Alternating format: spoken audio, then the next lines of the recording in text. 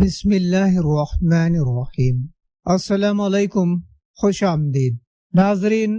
آج کے اس ویڈیو میں ہم تذکرہ کریں گے ایک ایسے پاک اور نیک انسان کا جن کا تعلق بنی اسرائیل سے تھا۔ وہ عبادت گزار، سچے اور اللہ کے ولی تھے۔ ان کی دنیا اور ان کی نیت سے ایک ایسا نور دنیا میں آیا جس نے توحید کا پیغام پہنچایا، اور جن کی اولاد میں اللہ نے اپنے ایک بڑے نبی کو پیدا فرمایا۔ ان کی بیوی نے اللہ سے ایک عجیب سی دعا کی تھی، اور اس دعا کی قبولیت نے پوری دنیا کا رخ بدل دیا۔ آخر کون تھے وہ شخص؟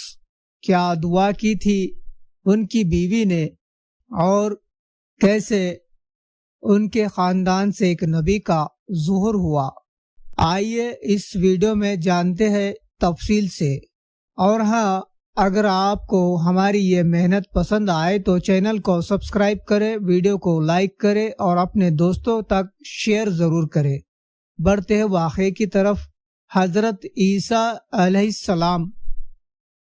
قرآن اور حضرت عیسیٰ علیہ السلام جس طرح نبی صلی اللہ علیہ وسلم خاتم الانبیاء و رسول ہے، اسی طرح عیسیٰ علیہ السلام خاتم الانبیاء بنی اسرائیل ہے، اور محمد صلی اللہ علیہ وسلم اور حضرت عیسیٰ علیہ السلام کے درمیان کوئی دوسرا نبی نہیں بھیجا گیا۔ درمیان کا یہ زمانہ وحی کے رک جانے کا زمانہ رہا ہے۔ حضرت عیسیٰ علیہ السلام مجدد انبیاء نبی بنی اسرائیل ہے، کیونکہ قانون ربانی تورات کے بعد بنی اسرائیل کی رشد و ہدایت کے لیے انجیل سے زیادہ مرتبے والی کوئی کتاب نازل نہیں ہوئی، جس سے اصل میں تورات کے قانون کی تکمیل ہوئی ہے۔ یہ بھی کہ حضرت عیسیٰ علیہ السلام سرور کائنات محمد صلی اللہ علیہ وسلم کے سب سے بڑے مناد پکارنے والے اور مبشر خوشخبری دینے والے ہیں۔ قرآن نے حضرت عیسیٰ علیہ السلام کے حالات کو بڑی تفصیل سے بیان کیا ہے، اور ان کے پاک زندگی کو تحمید کے طور پر اور ان کی ماں حضرت مریم علیہ السلام کی زندگی کے واقعے کو روشن کیا ہے، تاکہ قرآن کی یاد دہانی کا مقصد بھی ایام اللہ پورا ہو۔ حضرت عیسیٰ علیہ السلام کو قرآن میں کسی جگہ مسیح اور عبداللہ کے لقب سے، اور کسی جگہ کنیت اپنام ابن مریم کے نام سے ظاہر کرتے ہوئے یاد کیا گیا ہے۔ عمران اور حنا۔ حضرت زکریا اور حضرت یحییٰ کے حالات میں گزر چکا ہے کہ بنی اسرائیل میں عمران ایک عبادت گزار اور دیندار شخص تھے، اور اپنی عبادت اور دینداری کی وجہ سے نماز کی امامت بھی انہی کے سپرد تھی، اور ان کی بیوی حنا بھی بہت پارسا اور عابدہ تھی۔ عمران اولاد والے نہ تھے، ان کی بیوی حنا اولاد کی بہت زیادہ تمنا کرتی تھی۔ کہتے ہیں کہ ایک بار حنا نے دیکھا کہ ایک پرندہ اپنے بچے کو کھلا رہا ہے۔ یہ دیکھ کر اولاد کی تمنا نے بہت جوش مارا، اور بے چینی کی حالت میں اللہ کے دربار میں دعا کے لیے ہاتھ اٹھا دیے اور عرض کیا، پروردگار، اسی طرح مجھ کو بھی اولاد عطا کر کہ وہ ہماری آنکھوں کا نور اور دل کا سرور بنے۔ دل سے نکلی ہوئی دعا مقبول ہوئی، اور حنا نے کچھ دنوں بعد محسوس کیا کہ وہ حاملہ گربھوتی ہے۔ قرآن میں یہ واقعہ اس طرح بیان ہوا ہے، جس کا ترجمہ: جب عمران کی بیوی نے کہا، اے اللہ، میں نے نظر مان لی ہے کہ میرے پیٹ میں جو بچہ ہے وہ تیری راہ میں آزاد ہے، بس تو اس کو میری اور سے قبول فرما، بے شک تو سننے والا اور جاننے والا ہے۔ پھر جب اس نے جانا تو کہنے لگی، پروردگار، میری لڑکی پیدا ہوئی ہے، اور اللہ خوب جانتا ہے جو ان سے جاننا ہے، لڑکا اور وہ لڑکی برابر نہیں ہے، یعنی ہیکل کی خدمت لڑکی نہیں کر سکتی، لڑکا کر سکتا ہے۔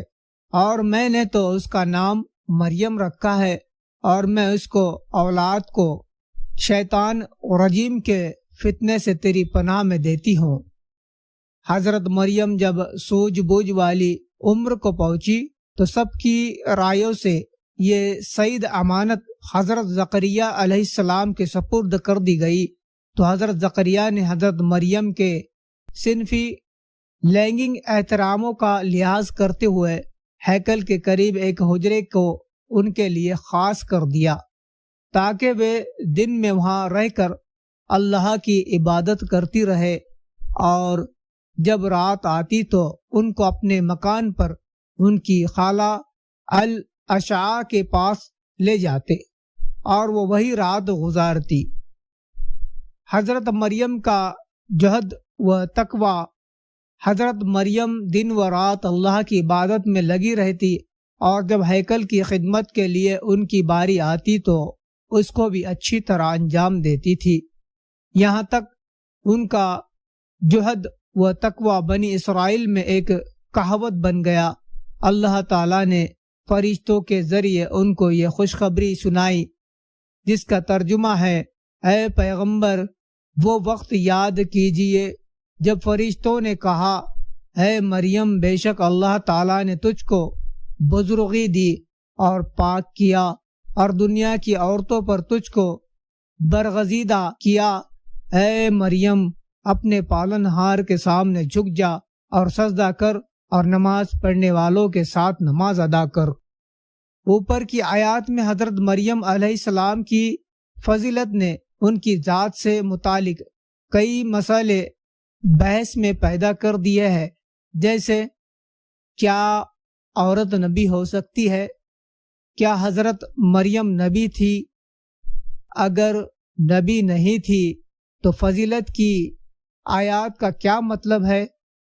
حضرت مولانا حفظ الرحمن سیوہاروی رحمۃ اللہ علیہ نے ان تینوں سوالوں پر تفصیلی بحث کے بعد اس خیال کا اظہار کیا ہے کہ عورت نبی ہو سکتی ہے، اور حضرت مریم علیہ السلام کا نبی ہونا قطعی طور پر صحیح ہے، اس لیے فضیلت کی آیات کا مطلب بھی صاف ہو جاتا ہے، وہ یہ کہ حضرت مریم علیہ السلام کو کائنات کی تمام عورتوں پر فضیلت حاصل ہے۔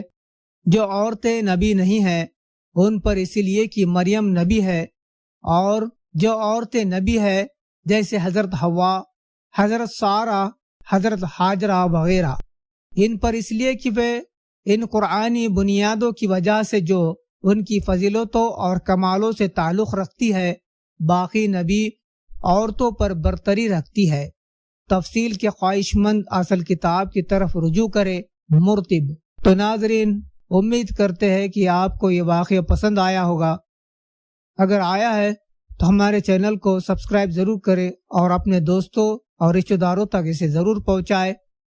ملتے ایک نئے واقعے کے ساتھ، مجھے دیجیے اجازت۔ السلام علیکم، اللہ حافظ۔